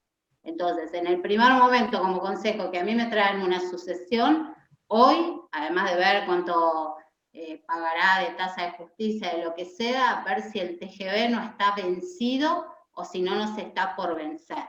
Hoy en día la declaración jurada tiene la posibilidad de hacer la declaración jurada de TGB, aunque no se tenga juzgado, número de causa, ni nada, se puede hacer. Se entra a la aplicación, hay una opción para hacerla cuando uno no tiene porque uno puede decir, bueno, yo no voy a tramitar la sucesión hoy, pero quiero pagar el impuesto, porque sé más o menos, heredo yo, hereda mi hermano, uno puede pagar el impuesto para cubrirse de que no se le venza, y después, dentro de 4 años, iniciar la sucesión, supongan. O sea que es un dato a tener en cuenta porque muchas veces pasa que tramitan toda la sucesión y cuando llega el momento de la inscripción nos encontramos con este impuesto y la verdad el impuesto es bastante oneroso. También depende mucho de las evaluaciones fiscales de los bienes, pero en la tabla de cálculo se llega a sumas importantes, por eso bueno, es un dato a tener en cuenta. Para el impuesto a la transmisión gratuita, por lo tanto, tomamos 2011 en adelante. Exactamente, lo vemos así, o sea, el juez previo a liberar cualquier cosa, sean inmuebles, sean sumas de dinero depositadas, todo lo que entra en un acervo sucesorio va a estar alcanzado por el impuesto a la transmisión gratuita de bienes. Bien, por ahí, otra de las cuestiones que vemos los abogados, que a mí más que nada me comentan, me es importante explicarles, es el tema cuando tenemos una partición. O sea, dentro de una sucesión, el primer hecho imponible que yo tengo es la muerte, donde el causante le transmite a sus herederos. Después sucede que los herederos hacen acuerdos de partición, donde se transmiten gratuitamente entre ellos determinados bienes. Ese es otro hecho imponible, porque muchas veces nos sucede que nos dicen, sí, pero yo ya pagué TGB por el fallecimiento. Bien, un hecho imponible. Ahora vos tenés una partición gratuita, es otro hecho imponible entre los herederos, entre los vivos, independiente. No es que estás pagando dos veces el mismo impuesto. Como son impuestos, tenemos dos hechos imponibles. Lo importante en la partición, hay que ver siempre el impuesto lo paga el que se beneficia, el que se enriquece gratuitamente. Por lo tanto, lo que nosotros tenemos que hacer, si la sucesión es nuestra, es ver en esa masa del acervo hereditario cómo heredarían y cómo se repartieron, obviamente con las evaluaciones, a la evaluación fiscal al momento de hacer la partición. Y ver si alguno se queda con alguna propiedad de mayor valor, o bueno, si uno se queda con 5 casas y el otro se queda con un departamentito, el que se quedó con las 5 casas evidentemente se enriqueció y por lo tanto es ese el que va a tener que pagar el impuesto a la transmisión gratuita por el cual yo voy a tener que hacer la declaración jurada. Por el resto no. Lo mismo... Pero... Sí, decime. No, perdón, no, pensé que cortabas. Ya hay varias preguntas, así que como vos quieras. No, lo único, y vamos a por ahí a las preguntas puntuales, un equivalente es igual con el divorcio, la disolución de sociedad conyugal, donde a veces en eso los esposos se transmiten bienes y por ahí alguno se queda beneficiado en esta distribución y obviamente no hay una contraprestación dineraria, porque si habría una contraprestación dineraria pagarías ellos. Entonces también hay que pagar TGB y también hay que hacer como ese tipo compensación para ver quién y en cuánto se enriquece siempre por afuera, ¿no? Como quien dice, hacer la cuentita por afuera. Si querés vamos a las preguntas, que por ahí es lo más enriquecedor en este tema. Dale, hay 3 preguntitas. Tengo un trámite trabado en sellos porque no tenemos número de quit del causante. Lo pregunta Adriana y bueno, le dijeron que fuera ANSES y que le generan el quit, pero está con inconvenientes con ese tema. No sé si... Sí, se pueden usar, hay que ver cuando también pasa que las quit, existen quit genéricas, la FIP tiene quit genéricas, que también nos pasa cuando ya sea el causante o alguno de los beneficiarios tiene domicilio en el exterior. Cada país tiene una quit genérica de persona física y persona jurídica. Por ahí tendría que ver a la FIP si encuentra, seguramente para Argentina hay, y ponga la quit genérica de Argentina para persona física, sería. Exacto. Y si no, que buenísimo. En los datos de inmuebles no lo, a veces también los rastreamos en los inmuebles, en las matrículas, a veces lo ponen, pero por ahí si es muy viejo, no. Pero bueno. Bien. De otra, en la cesión, ¿se paga por la evaluación fiscal al momento de la cesión? Y si ya pasó mucho tiempo, pregunta Mariana. Se paga por la evaluación fiscal al momento de la cesión. Lo que tiene el impuesto de sello es que el impuesto nace cuando nace el instrumento. Se paga dentro de los 15 días hábiles. Si ya pasó mucho tiempo, te calculará intereses. O si es mucho más tiempo, habrá que ver el tema de la prescripción. Bien. Tengo que agregar bienes a un sucesorio abierto hace 20 años. ¿Qué tasa de inscripción corre? Pregunta Mariana. A ver, yo supongo tiene que agregar bienes, no sé si los tiene que denunciar a un sucesorio. La tasa de inscripción, la tasa es un servicio que se pide en el momento, por lo tanto siempre la tasa se va a pagar, yo la pido hoy, pago por el valor de la tasa de hoy, o sea, la tasa no acumula intereses ni nada, así que si el servicio de tasa lo pide hoy, va a pagar la tasa valor hoy. Bárbaro, No sé, es eso lo que quiere preguntar, porque cuando dice de tasa, acá estamos hablando de impuestos, la tasa puede ser la tasa especial del registro o la tasa de justicia, es lo que no sé. Porque dice que quiere... Si quiere aclarar qué es lo que realmente está viendo. Bueno, con respecto a eso de pagar, el hecho en el impuesto a la transmisión gratuita de bienes, por ejemplo, las sucesiones, que el hecho imponible es la fecha de fallecimiento, todos los bienes van a ser valuados cuando uno tenga que hacer la DJ por la fecha de fallecimiento. Es decir, es como que yo me sitúo, por ejemplo, tengo un causante de 2018, bueno, cuando yo haga TGB de todos los bienes que voy a declarar, me van a traer la evaluación del 2018 y voy a aplicar el código y la ley impositiva del 2018, porque el impuesto tiene montos no imponibles que se restan al enriquecimiento que todos los años con la ley impositiva vienen en aumento. Pero yo siempre me voy a quedar en el año del fallecimiento.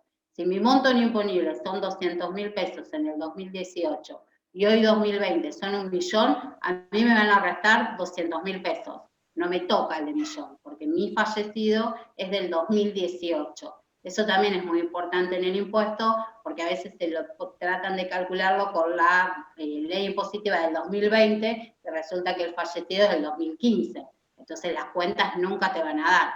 Siempre TGB tiene esta característica. En los casos de sucesión yo me planto la fecha de fallecimiento. Exactamente. Después otra cosa muy importante, por ahí para dejarle tiempo a Claudia, las declaraciones juradas se pueden rectificar. O sea, si yo me puedo equivocar las veces que me equivoque, las debo rectificar. Nunca debo hacer declaraciones nuevas. ¿Por qué? Porque el impuesto es acumulable en cabeza del beneficiario por 5 años. Entonces, si yo corrijo haciendo declaraciones nuevas, sumo enriquecimientos.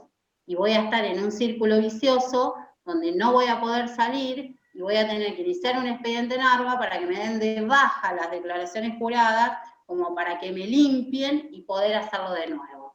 Y es realmente engorroso caer en eso. Entonces, me equivoqué, entro con la clave CID, busco la declaración jurada y rectifico.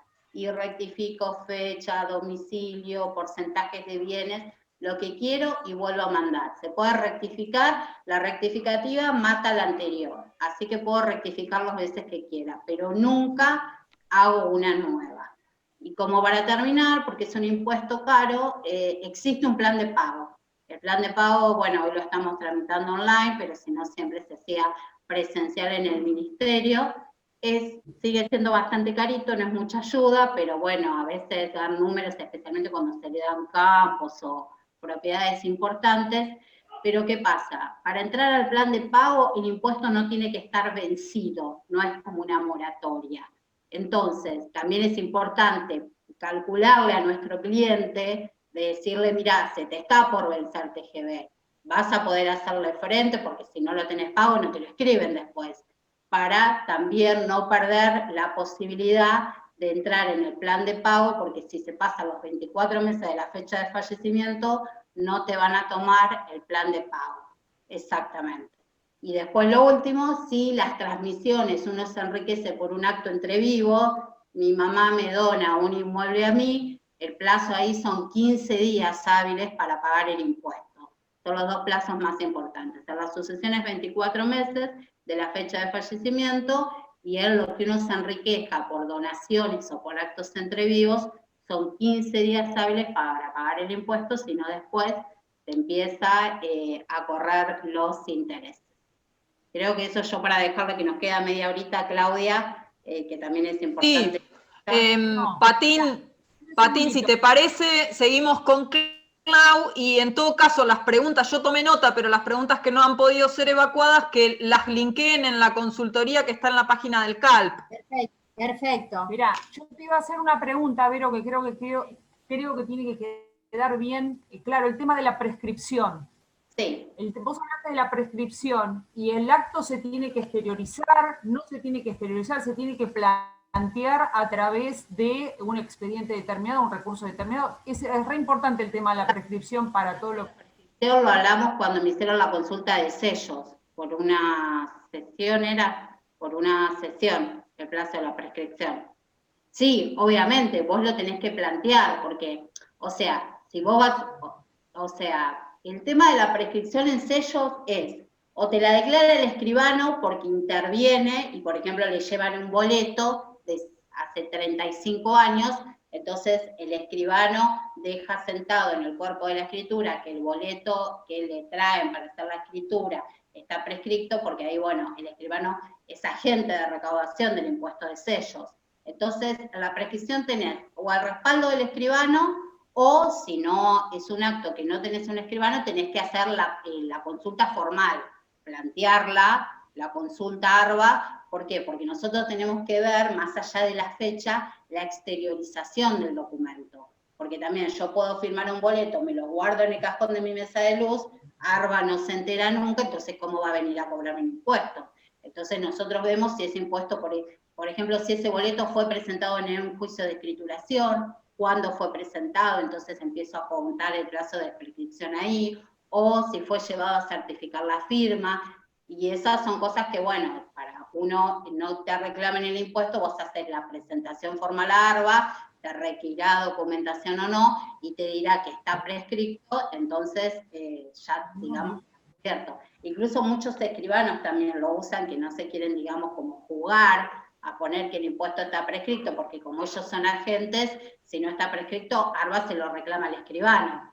Así que además de hacerle la multa por defraudación y la mar en coche, hasta los mismos escribanos muchas veces vienen a consultar a ver, decimos, bueno, decime vos, ARBA, si esto prescribe o no.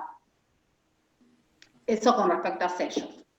Con respecto a TGB, ya tenemos la acumulación por 5 años en cabeza del beneficiario, después se hace borrón y se empieza a contar de vuelta.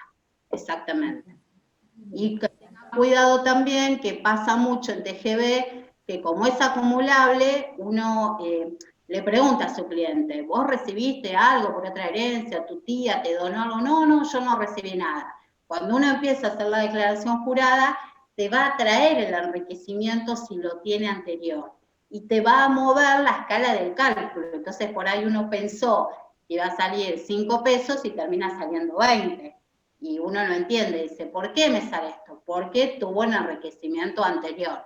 Eso también a veces es motivo de consulta porque, bueno, no saben de dónde sale el número, pasa por ese tema. Pero bueno, las consultas que quedan por ahí del impuesto, que es más por ahí más técnico y puntual, las vemos a través del link, no hay problema. Para que, bueno, ahí Claudia tenga. Bueno, Bueno, gracias, Vero.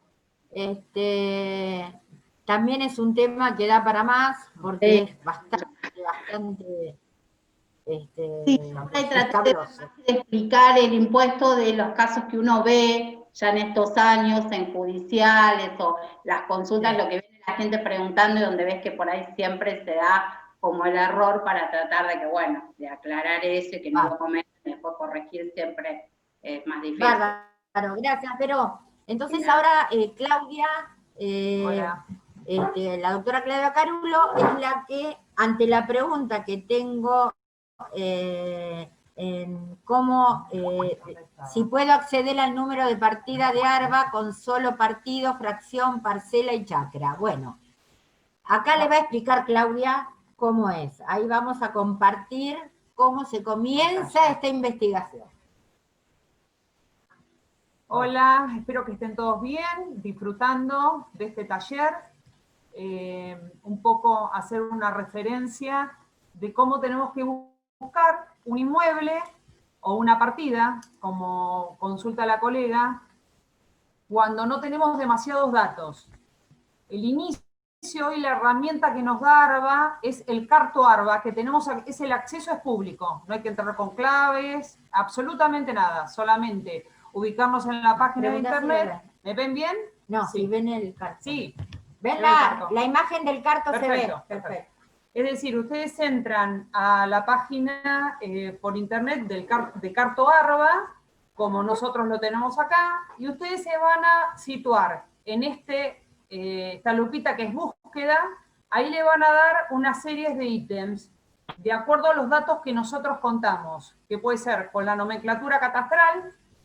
Si adolecemos de eso, obviamente, vamos a búsqueda y decimos, ¿cuáles son los datos que tengo? Bueno, en este caso, espera, limpiarse. No, eso es lo que iba a hacer. Espera que no me está tomando... No, porque a veces son normales. Ah, mira. Voy de nuevo. No.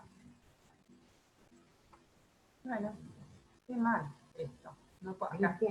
Sí, pero no me lo toma. Sí. Bueno, vamos con partida, no importa. Partida, dirección, ya está. Voy a una dirección, viene el cliente con una dirección. Primero tengo que ver el partido. Vamos por La Plata, que La Plata tiene código 55. Y tengo una dirección por 132 y el número, si es que lo tengo, a veces no tengo número, pero puedo ingresar a una calle. ¿52 es acá? 56. No puedo ingresar. No me torno acá a la calle. 132, que la tengo que tomar de acá, y 56. Muy bien. Ya ingresé con ese número. Bueno, vamos a ir al túnel entonces. Dale otra vez con el mouse porque anda mal. Tengo un problemita con el mouse ahora. Vamos a ver con 32. Ya está, puse esa, cualquiera. 32. Ahí me va a ubicar, digamos, cuál es la manzana que yo quiero ubicar. Por ejemplo, tengo el lote sobre 132, el lote 27, me interesa esta manzana. Voy a tener la nomenclatura catastral, que es la circunscripción, la sección, que es L, la manzana, que es 186A, y por ejemplo, si quiero datos de la parcela 27, voy a información, cliqueo la parcela 27, y acá, espera que vamos a correr esto, para allá, sí, es lo que estoy tratando de hacer. Sí. Voy a tener los datos de la nomenclatura catastral, la superficie y la partida. Para la colega que preguntó la partida, ahí tenemos la partida inmobiliaria y la superficie que tiene este terreno. ¿Qué otra información puedo obtener del carto? No importa, pero vos con la dirección, me está preguntando acá, Patricia, si no tengo la parcela. Por ejemplo, no sé cuál es la parcela. Ahí me puedo ir a la plancheta,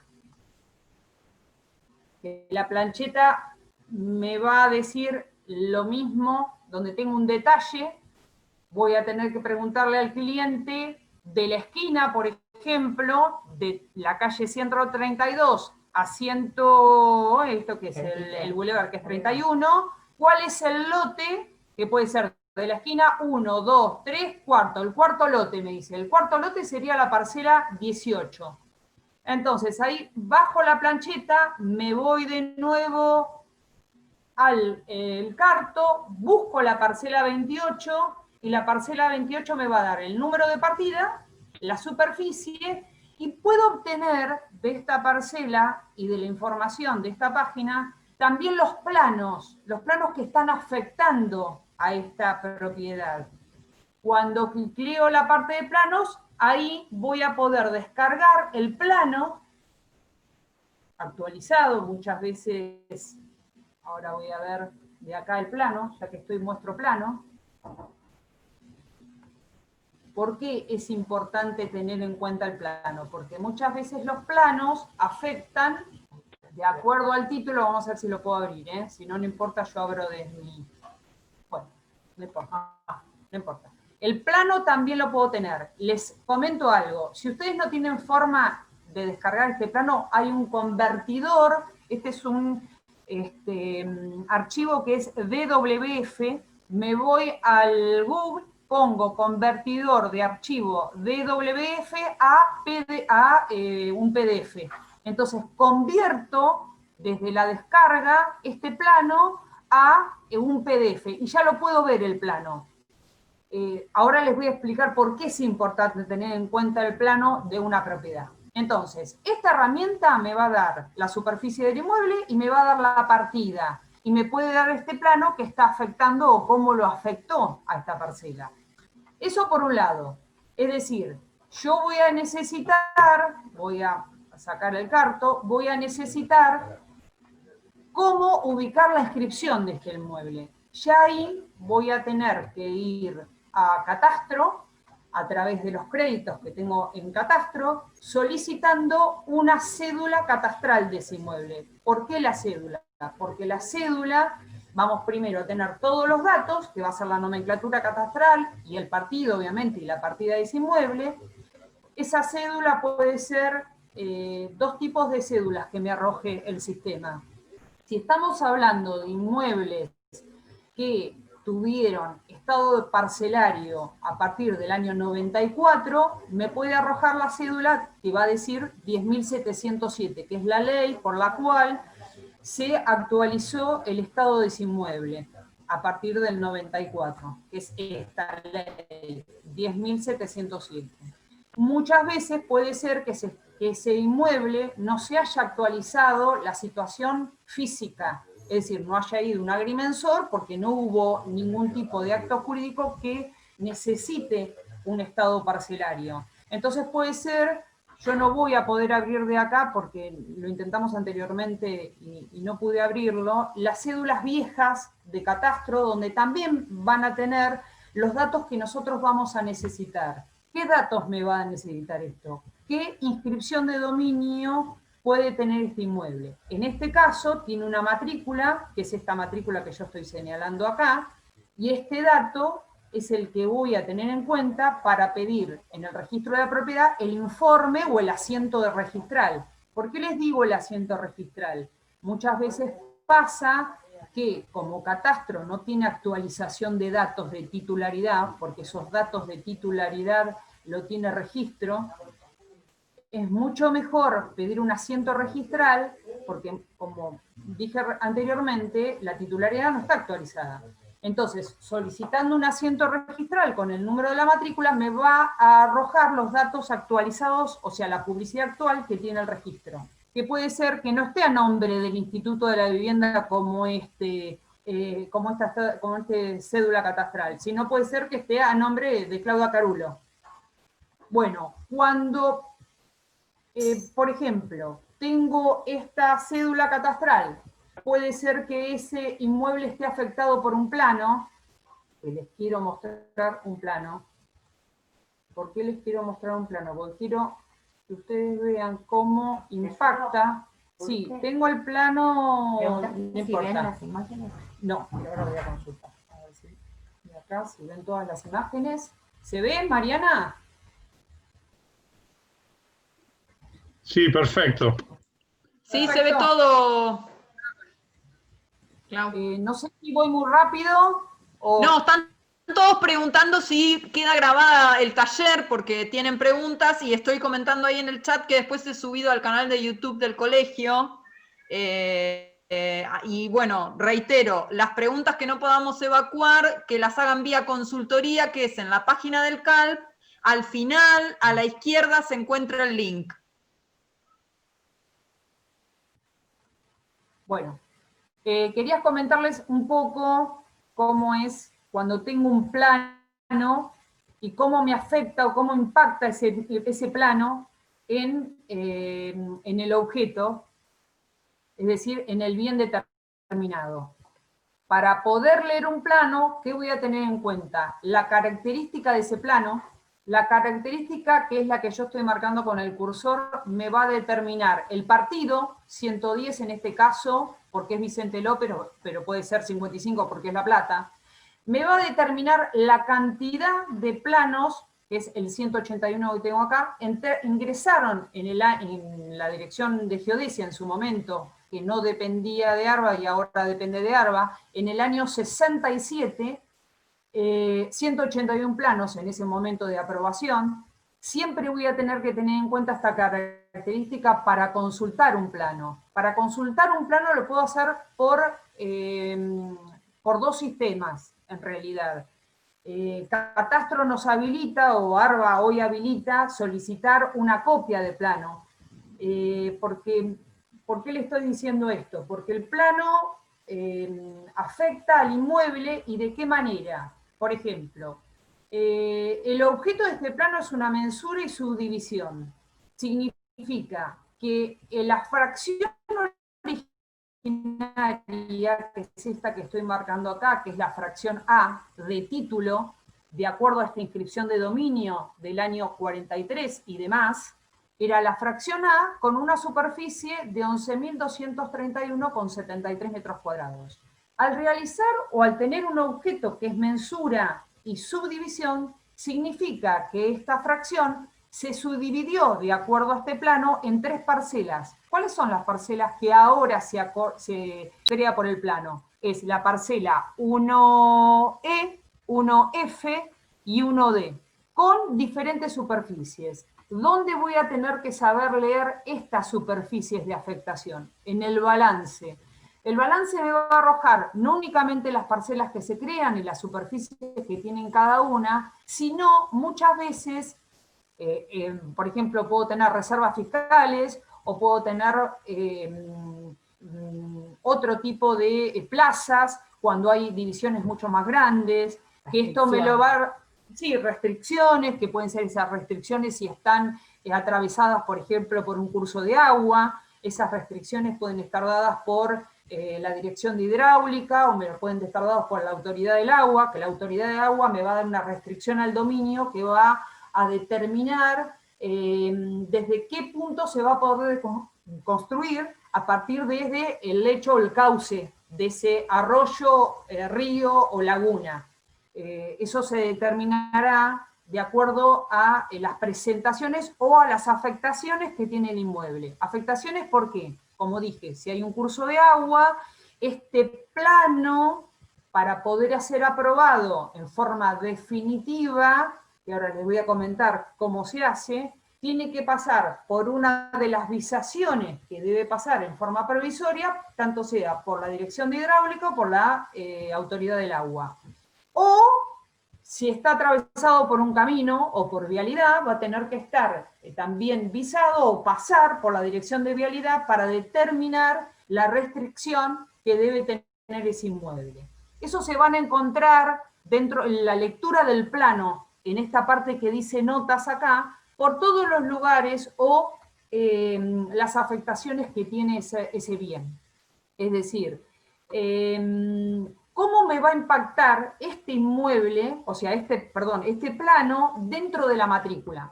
Yo traté de tener una matrícula donde es de otro partido, no importa.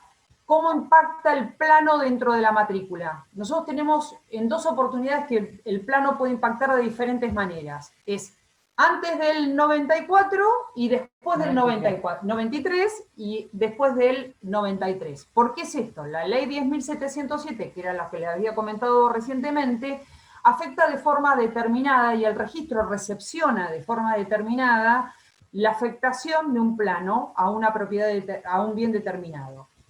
Si es antes del 93, voy a tener dentro de la matrícula, voy a tener el plano como nota de plano, pero voy a tener apertura que la hace directa, apertura por la cantidad de parcelas que crea ese plano, lo va a convertir directamente al registro. No voy a necesitar ningún acto jurídico, o sea, tanto sea judicial como notarial, para que haga la apertura de planillas. Las planillas son la cantidad de manzanas o la cantidad de parcelas que ese plano, por el objeto del plano, se ha abierto dentro de esta matrícula de origen.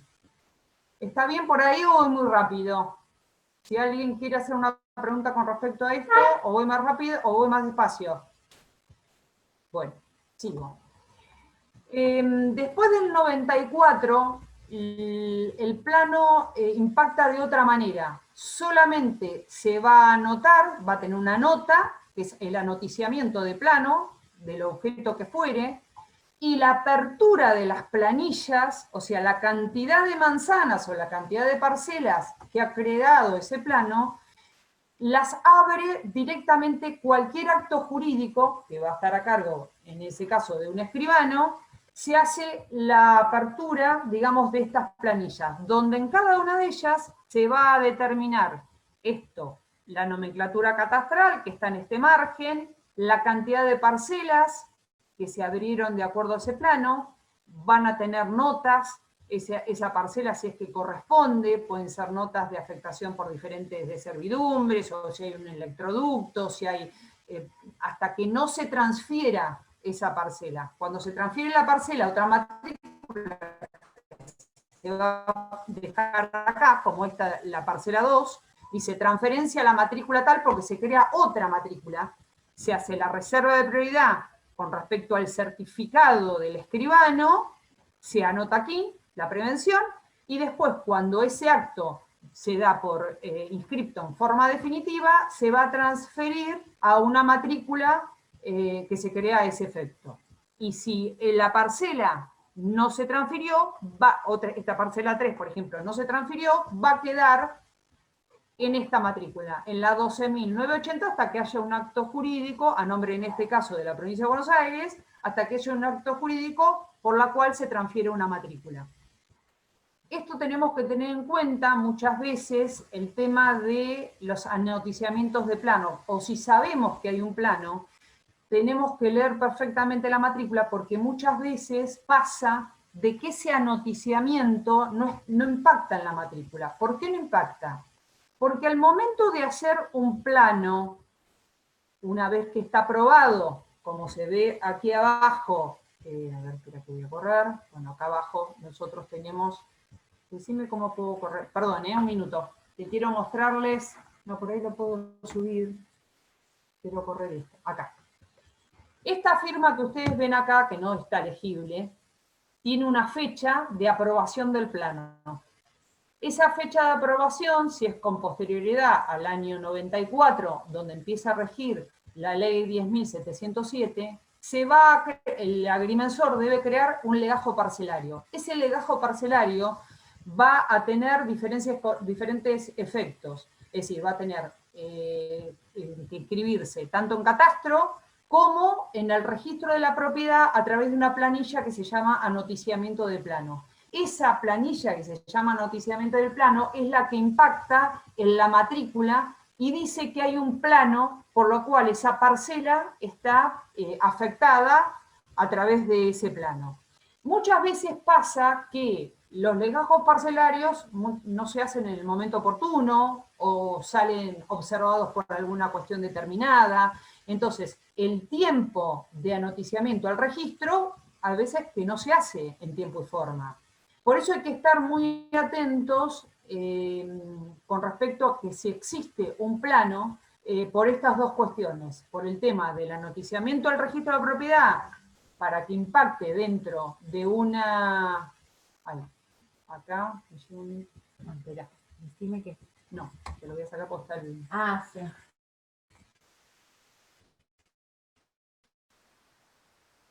Entonces, con respecto a... Espera que voy a sacar.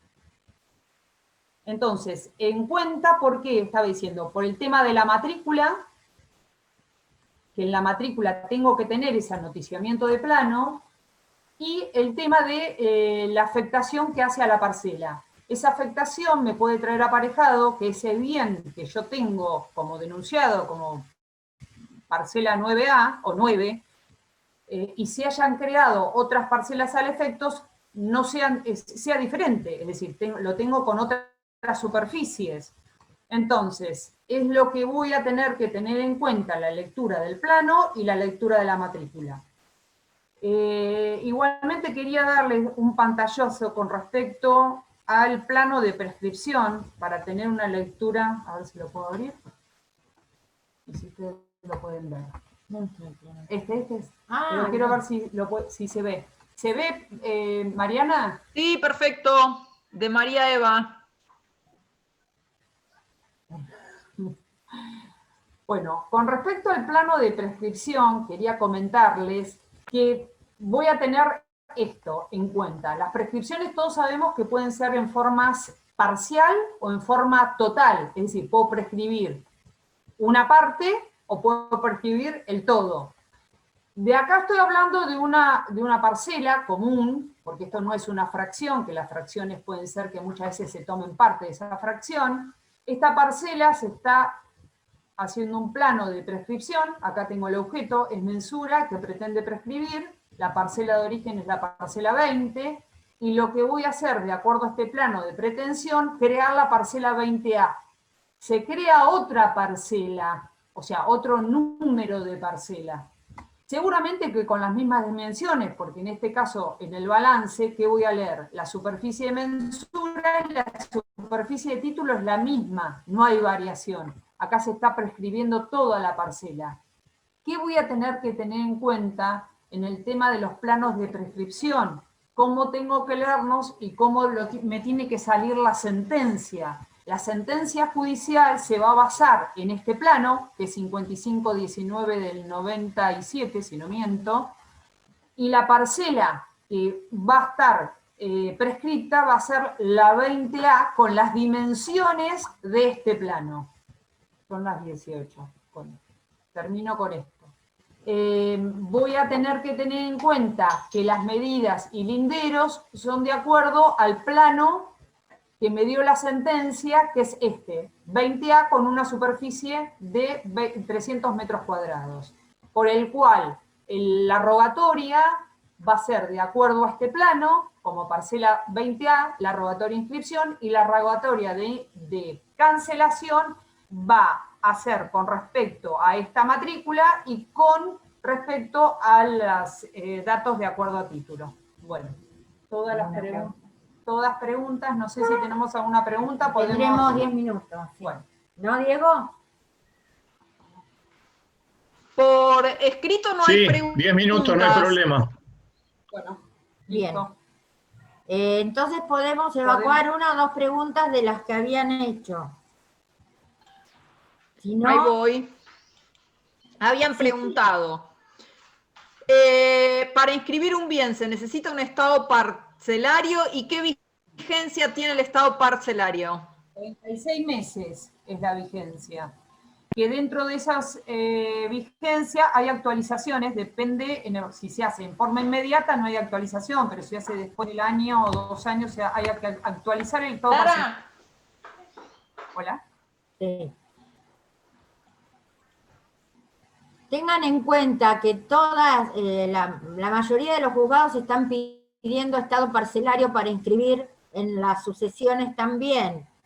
No corresponde para las declaratorias de herederos el estado parcelario, o sea, para pagar la tasa y sobretasa de justicia no es necesario el requisito, porque el estado parcelario es para cuando se transmite el bien o se grava el bien con hipoteca. Se lo voy a contestar. Bien, se entiende, pero para inscribir es lógico que lo pidan, porque piensen que el código dice que hoy las sucesiones terminan con la partición, por lo tanto, todas las sucesiones deberían partirse, no inscribirse declaratoria de herederos, y por lo tanto ya hay un acto transmisivo ahí.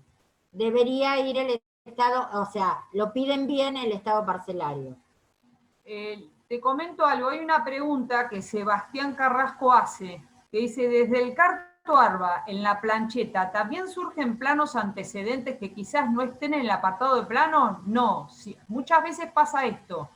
El Carto Arba tiene grabado algunos planos. En realidad, la Dirección de Geodesia o el Colegio de Agrimensores es el que tiene la información de todos los planos. Hay un sistema que se llama GeoInfra, que depende del Ministerio de Infraestructura, que creo que ahí se puede ingresar, pero no sé si es público en este momento. No, creo que no. Creo que no es público. No. Entonces, cuando son planos antecedentes, hay 2 lugares para buscar. Ahora es en Geodesia, que depende de ARBA. También los planos históricos o los planos de mensuras originarias se buscan en el archivo histórico de ARBA, que también creo que tienen la posibilidad de pedirlos por el sistema de web de ARBA. Bueno, muchas gracias por participar. Qué rápido. Se ha pasado muy rápido el tiempo. A todos nos han quedado cosas por decir, por preguntar, por aprender. Así que el compromiso nuestro está en generar más talleres y abocar en cada taller una temática específica, porque si no, quizás no sirva tanto hacerlo tan partido. Pero bueno, era un pantallazo, es lo que podíamos por ahora hacer, así que bueno, los abrazo a todos y gracias por participar. Nos vemos en el próximo.